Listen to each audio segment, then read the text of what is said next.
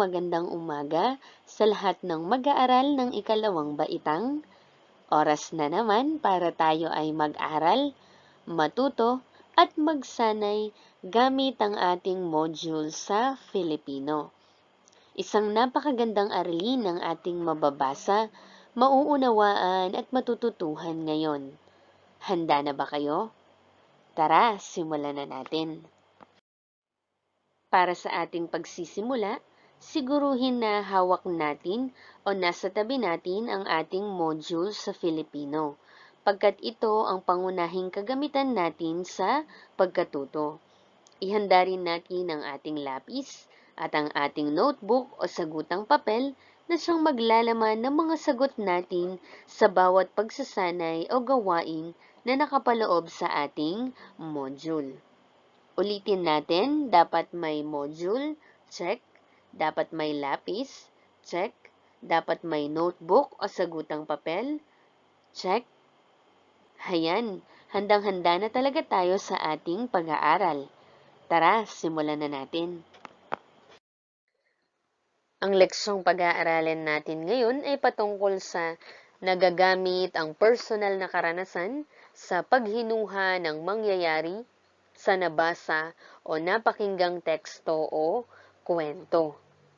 Alam mo ba na may mga karanasan tayong katulad o kapareho ng mga nababasa o napapakinggan nating mga kwento? Alam kong ikaw ay isang matalinong bata, kaya maiuugnay mo ang iyong personal na karanasan sa pagbibigay ng hinuha o hula sa kalalabasan ng mga mangyayari pa sa kwentong iyong nabasa na o napakinggan. Para sa alamin, ang module na ito ay idinisenyo at isinulat upang tulungan kang magamit ang naunang kaalaman o karanasan sa pag-unawa ng napakinggang teksto. Matapos ang module na ito, inaasahang matututuhan mo ang nagagamit ang personal na karanasan sa paghinuha ng mangyayari sa nabasa o napakinggang teksto o kwento. Para sa subukin, pakinggan ang babasahing teksto ng nakatatandang kasama sa bahay. Ibigay ang kalalabasan ng pangyayari. Isulat ang iyong sagot sa iyong sagutang papel. Number 1, nasa Rizal Park ka kasama ang iyong pamilya. Nakita mo ang isang batang sinisira ang mga bulaklak na nakaalay sa monumento ni Rizal. Ano kaya ang kalalabasan ng pangyayari? Number 2, ilang araw pa lamang na tinuturoang magbisikleta si Nilo ng kanyang tatay. Kahit pinagsabihan ng huwag magbisikleta ng walang kasama, lumabas pa rin ng bakuran si Nilo. Di nagtagal, may tumawag sa tatay ni Nilo. Ano kaya sa tingin mo ang kinalabasan ng pangyayari? Isulat mo ang iyong sagot sa iyong sagutang papel. Para sa balikan, iguhit ang puso sa sagutang papel kung naranasan na ang pahayag at between o star naman kung hindi. Kapag naranasan mo na, heart o puso ang iyong iguguhit. Kapag hindi pa, iguhit mo ang star o between. Number 1, nanalo ako sa isang paligsahan sa aming paaralan o sa aming barangay. Number 2, sumunod sa payo at utos ng aking mga magulang. Number 3, tumulong ako sa aking pamilya sa pag-aalaga ng mga hayop. Number 4, nakasakay na ako ng eroplano. At number 5, tumulong sa mga nasalanta ng kalamidad sa pamamagitan ng pagbibigay ng mga lumang damit at pagkain. Para sa tuklasin, ating basahin ang kwento ni Mang Nardo. Ang pamagat ng kwento ay si Mang Nardo. Si Mang Nardo ay mahusay mag-alaga ng manok. Sinisiguro niyang nabibigyan ang mga ito ng tamang pagkain. Araw-araw, lagi niyang winawalisan at tinatabunan ng lupa ang mga dumi ng manok. Ayaw niyang magreklamo ang kanyang mga kapitbahay na mabaho at marumi ang kanyang manukan. Pagkatapos maglinis ay nakikinig siya ng drama sa radyo. Isang araw, habang siya ay kumukuha ng tubig sa drum, ay nagputakan ang mga manok. Dali-dali siyang nagpunta sa kinalalagyan ng mga manok. Laking gulat niya sapagkat ang bawat kulungan ng manok ay may maraming itlog. Sa unang kulungan ay nakakuha siya ng 30 itlog. Sa ikalawa ay 20, sa ikatlo ay 15, sa ikaapat ay 40, at sa huling kulungan ay 15. Kinuha niya ang mga itlog sa bawat kulungan at inayos ayon sa laki. Nagpatulong siya sa kanyang anak. Itong malalaking itlog ay sa unang tray mo ilagay. Iyang katamtamang laki ay sa pangalawang tray at iyong maliit ay sa ikatlong tray. Sabi ni Mang Nardo sa kanyang anak. Masayang-masaya si Mang Nardo at marami silang maibebentang itlog sa palengke. Ang ibang itlog naman ay ibibigay niya sa kanyang mga kapitbahay. Hindi nakakalimutan ni Mang Nardo na ibahagi sa iba ang kanyang mga biyayang natatanggap. Ngayon, naunawaan mo ba ang kwentong binasa natin? Kung gayon, atin nang sagutin ang mga tanong na nasa ibaba. Isulat ito sa sagutang papel. Ito ang mga katanungan. Number 1, tungkol saan ang kwento? Number 2, ano ang nadama mo sa kwento? At number 3, mayroon ka bang sariling karanasan tulad nito? Maaari mo ba itong ibahagi? Para sa suriin, naunawaan mo ba ang kwentong binasa natin patungkol kay Mang Nardo? May pagkakapareho ba sa iyong karanasan ng ating kwento? Kung gayon, atin nang sagutin ang mga tanong na nasa ibaba. Isulat ito sa sagutang papel. Number 1, ano ang dahilan at nagputaka ng mga manok? Number 2, bakit masaya si Mang Nardo? Number 3, bakit kaya marami siyang nakuhang itlog? Number 4, ano ang pinakamahalagang pangyayari sa kwento? At number 5, ano ang posibleng mangyari kung hindi niya lilinisin ang mga kulungan ng manok? Para sa pagyamanin, basahin ang mga sumusunod na sitwasyon, ibigay ang iyong hinuha batay sa sumusunod na mga pangyayari o pahayag. Iugnay ito ayon sa iyong sariling karanasan. Isulat ang sagot sa iyong sagutang papel. Number 1, naghati sa kaunting ulam ang magkapatid na Arkin at Jerome.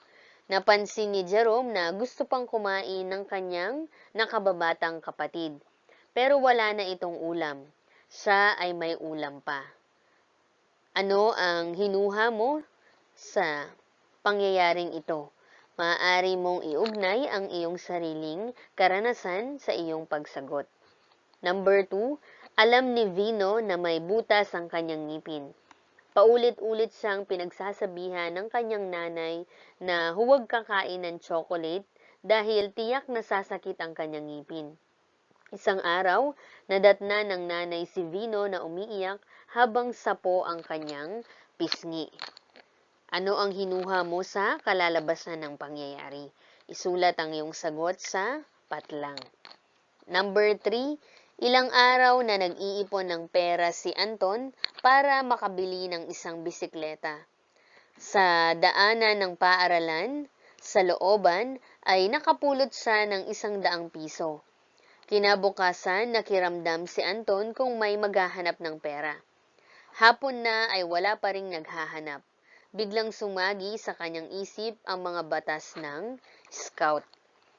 Number 4, pagod sa matagal na pakikipaglaro si Marky. Nakahain na ng pananghalian nang siya'y pumasok sa kanilang bahay. At number 5, naglalaro si Summer at ang bunso niyang kapatid na si Lay. Maya-maya, lumapit si Summer at may hawak ng gunting nang bumalik. Tinawag niya si Lay. Para sa isa-isip, ito ang dapat nating tandaan. Ang teksto ay mga babasahin na may ipinapahayag na ideya. Ang hinuha naman ay ang palagay o hula tungkol sa kalalabasan ng pangyayari. Mahalagang bahagi sa pag-unawa ng aralin na ito ang mga karanasan. Sa pakikinig o pagbabasa ng teksto ay malaki ang maitutulong ng pag-uugnay nito sa sariling kaalaman o karanasan upang higit mo itong maunawaan. Ugaliin mo ang pagbabasa ng maayos at pakikinig ng mabuti upang mas maunawaan ang teksto para sa mabilis na pag-uugnay nito sa iyong sariling karanasan. Para sa isagawa, basahin at unawain ang kwento, sagutin ang mga tanong, isulat ang sagot sa iyong sagutang papel. Ang pamagat ng kwento ay Card o Kalusugan. Wow, ang gaganda! Sambit ng humahangang si Ernesto. Mahal ba ang mga iyan? Aba, oo, sabi ng nanay ko ay pag-ingatan ko raw ang mga ito dahil mahal ang bawat isa nito. Sagot ni Edwin. Teka, itatago ko na. Baka dumating na si Binibining Gavino. Wala sa araling ipinaliliwanag ni Binibining Gavino ang isipan ni Ernesto. Ang mga card na namalas niya mula kay Edwin ang paulit-ulit niyang nilalaro sa kanyang gunita. Talagang kay gaganda ng mga iyon. Kailangan magkaroon din ako ng ganoon, wika ni Ernesto sa sarili. Ernesto, pumunta ka sa Pisara, ani Binibining Gavino. Subalit hindi tumugon si Ernesto sa guro. Ernesto, ano't parang wala kang narinig? Tinatawag kita. Wari nagtatakang wika ng guro. Ano po ang sinabi ninyo? Tanong ng nagulat na si Ernesto. Nagtawanan ang mga mag-aaral. Naging magulo ang klase. Kinantsawan ng ilang pilyong kamag-aral si Ernesto. Hindi ka nakikinig ano? Muling tanong ng guro. Nagkamot ng ulo si Ernesto at sinabayan niya ng tango. Handa ka na bang makinig o ngayon pumunta ka sa Pisara? Sagutin mo ang pagsasanay na ididikta ko. Wika ni Binibining Gavino. Uwian na, nagmamadaling naglakad pa uwi si Ernesto. Inilapag ang gamit at kinuha ang mabigat na niyang alkansya mula sa kabinet. Sabik niyang binilang ang naipong pera. Pero nang matapos, bigla siyang tumamlay. Hindi pa rin sapat ito para makabili ng mga card na gaya ng kay Edwin. Kailangang gumawa ako ng paraan. Usal niya. Mula noon, mapapansing naiiwan sa silid-aralan si Ernesto. Hindi siya nagre-recess ng gaya ng dati. Hanggang isang araw, Teacher, teacher, sigaw ng isang mag-aaral. Si Ernesto po, nawalan po ng malay si Ernesto. Nakaupo na sa silya si Ernesto nang dumating ang guro. Panay ang paypay sa kanya ng mga kamag-aral. O ano ang nangyari? Usisa ng guro. Gutom ka marahil kaya ka hinimatay. Opo, mahinang sagot ni Ernesto. Kasi po mayroon akong gustong bilhin, kaya hindi po ako kumakain ng recess. Higit na mahalaga ang kalusugan kaysa sa ano pa mang bagay. Baka tuluyan kang magkasakit, paalala ng guro. Tahimik na nagsimula ang klase, si Ernesto ay nakangiti na. Ngayon buo na ang kanyang pasya, hindi na siya bibili ng card na gaya ng kay Edwin. Ang sobra sa baon niyang pera ay iipunin niya para sa oras ng pangangailangan. Itong mga katanungan. Number 1, ano ang ipinakita ni Edwin kay Ernesto? Number 2, bakit wala sa araling ipinaliliwanag ng guro ang isipan ni Ernesto? Number 3, ano ang nangyari sa kanya isang araw? Number 4, ano ang naging pasya niya matapos siyang kausapin ni Binibining Gavino? At number 5, batay sa iyong sariling karanasan, paano mo ginagamit ang mga sobra mong pera? Para sa tayahin, basahin mo ang mga sumusunod na sitwasyon. Ano ang hinuha mo sa kalalabasan ng pangyayari sa bawat bilang? Piliin mo ang titik ng iyong sagot at isulat ito sa iyong sagutang papel. Number 1, maagang nakatulog si Yvonne dahil masakit ang kanyang ulo. Hindi siya tuloy nakagawa ng mga takdang aralin niya. Ano ang hinuha mo sa kalalabasan ng pangyayari? Letter A, hindi siya papasok sa susunod na araw. Ayaw niyang mapagalitan ng kanyang guro sa pagpasok ng walang takdang aralin. O letter B, papasok siya. Sasabihin niya sa kanyang guro kung bakit hindi siya nakagawa ng mga takdang aralin. Number 2, pupunta ang nanay sa probinsya. Gustong-gustong sumama ni Kim pero mayroon siyang markahang pagsusulit. Sa araw ng pag-alis ng nanay, nagkasakit, kaya hindi makakasama ang ate ni Kim. Hindi maaaring lumakad nang walang kasama ang nanay. Ano ang hinuha mo? Letter A, sasamahan ni Kim ang nanay. Liliban siya sa school kaya hindi siya makakapag-test. Letter B, hindi na tutuloy ang nanay. Hindi siya papayag na mag-absent si Kim dahil may test ito.